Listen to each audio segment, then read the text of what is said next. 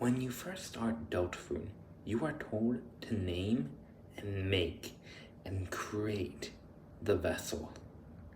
But then the vessel is thrown away, and you, the player, are forced to play as Chris. But what if that wasn't the case?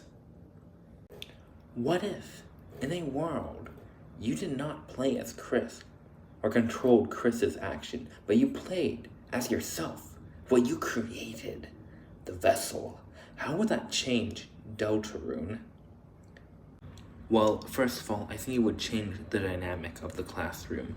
Of course, we have in Deltarune, we have the 9 classmates, and of course, Temmie pairs themselves with the egg, so that's 10 with you. I believe Chris would pair with Toriel, and they would be like, it's fine, I will pair with my mother. And you, the vessel, will pair with Susie, and also, you would be new to town, the second human besides Chris, making Chris less special.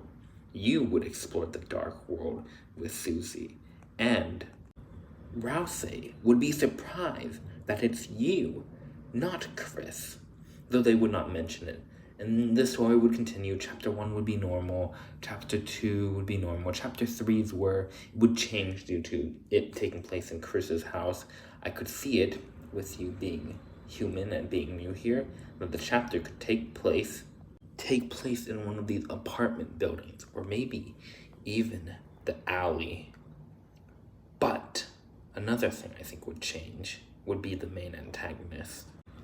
The Roaring Knight would be the main antagonist, but unlike in Deltarune, it would be very clear that Chris is loyal to the Knight.